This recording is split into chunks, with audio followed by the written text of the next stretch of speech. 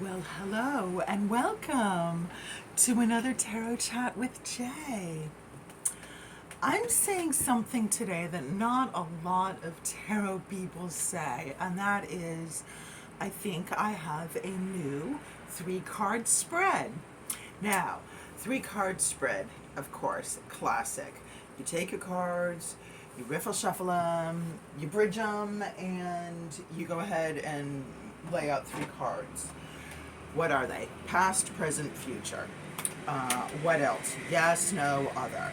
What else? They can be... I like one which is actually today, the issue, and the advice. But very often, then you throw a 4th card for your overall. What's your overall? Then sometimes you split the deck in the middle. What's the heart of the matter? Or you flip the cards to the bottom. What's the shadow? What's under it all?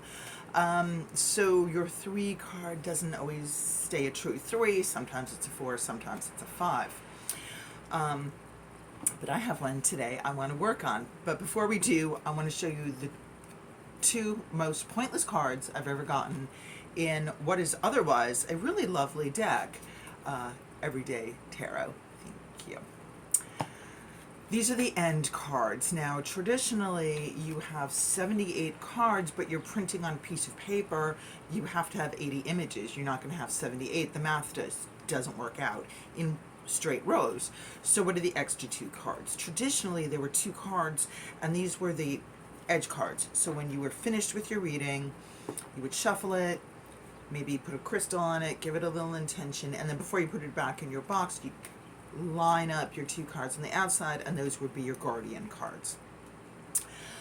More traditionally now, sometimes one is the instructions and one is just a title card. These, what does this say? Here we go. 7 steps to an accurate and insightful tarot reading. 1, create a sacred space, as opposed to throwing cards on the freeway.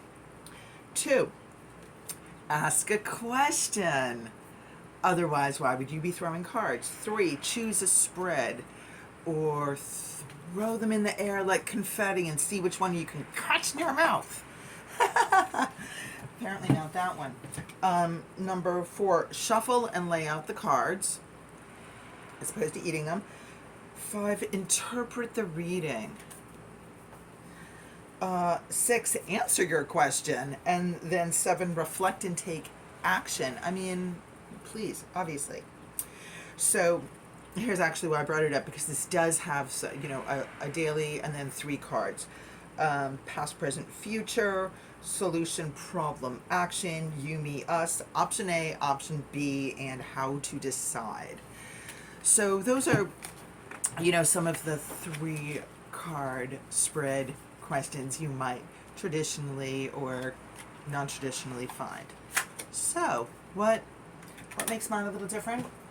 Today I want to look at card number 1 is the card you've chosen. Card number 2 is the companion for your first card. And then it creates a little pairing, and we'll see what that has to say. And then card number 3 is your conversation card. It adds to the conversation. How does the 3rd card want to boost the energy or cross the energy or ask a question about that first pairing that's come up? So as we see here, 2 extra cards. In this deck, one is a little bit of information about the Pammy Coleman Smith, and the other is actually an ad for more Pammy Coleman Smith. So the place of the 2 cards changes throughout history, and right now in this current, iteration of tarot, it's doing something a little bit different. So, make ourselves a little bit of room. I'm working with the Rider Waite Coleman Smith deck. Just go back to basics. I really want to see how this spread's going to work. So, card number 1 is going to be the focus card. Card number 2 is the pairing or companion card. And card number 3 aids the conversation.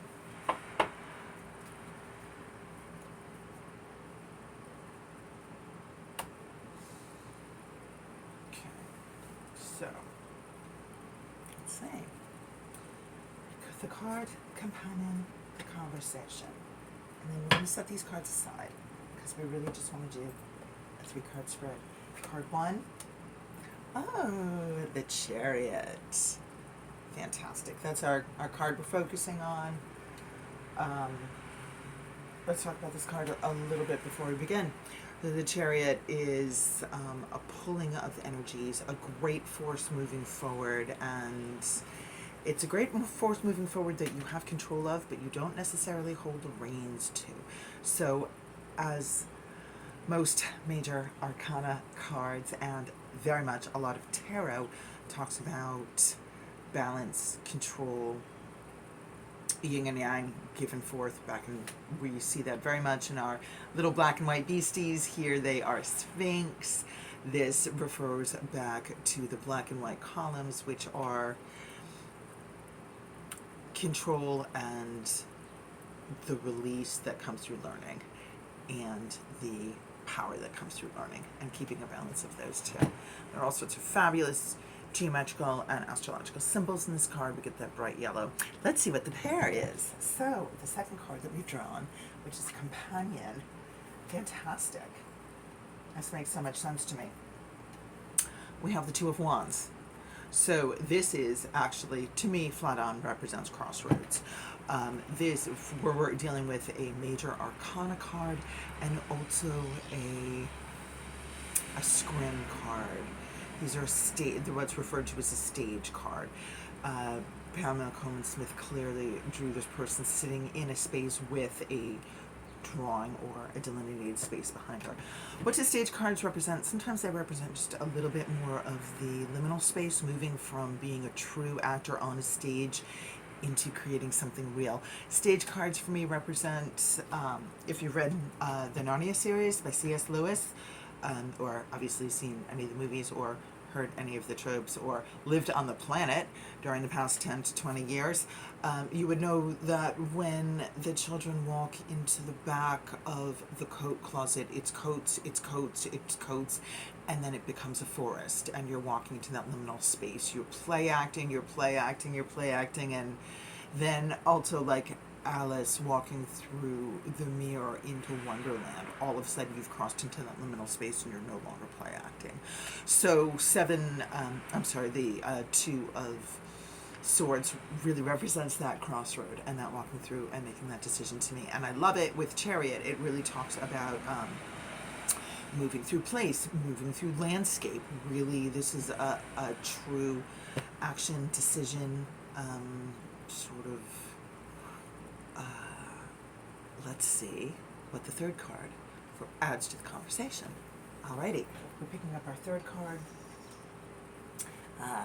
Also Swords, and it is our anxiety card. It's 9 of Swords. So, what does that add to this conversation? That talks to me a little bit. It adds to that pointiness, that freneticness, that making a decision, that sort of that moment when you're coming up to a turn on the highway and you cannot figure out what you stupid Garmin is trying to say to you because it hasn't quite done the uploads yet or something like that. So it's sort of that anxiety about having to make a decision at a crossroads while still driving that force forward. All right, well, that's sort of what I'm getting here, and I really like that. I don't know, it really is a lot of action, and it's just really also intuitively, I'm going to take some extra time on the roadway today. I'm going to look for people speeding off of their exits and not paying attention to where I'm crossing into the road. I'm going to be aware of accidents and traffic. So that was very interesting to me, my friends. And I wanted to also leave you with a little bit of a tidbit of new tarot advice if you're new to tarot. This is something I didn't quite know off the bat, and I found really helpful to my learning. It is often said that very many or most of the cards, or possibly all of the cards, will have secret names. code names, nicknames, glosses, little names that they're known by in the community. The first one I found was the King of Pentacles. And the King of Pentacles, this is a black and white illustration, but there's our King of Pentacles, and he's known as the chocolate cake card. He is absolutely in his power in a vineyard, surrounded by pentacles and vines and wine and oxen and just, you know, the height of it all. So that is very much the chocolate cake. Have your cake and eat it too.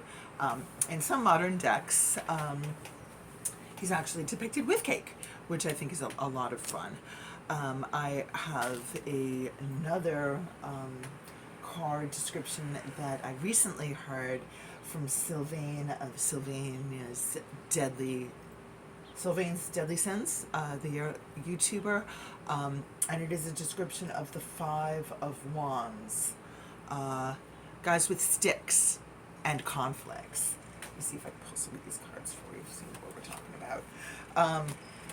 I just thought that was so funny and so fabulous. And also a nice way to delineate the fives. The fives sometimes can be a little confusing.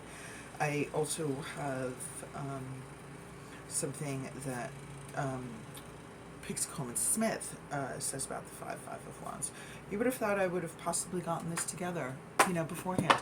Here's our Five of Wands. So this is guys with sticks and conflicts.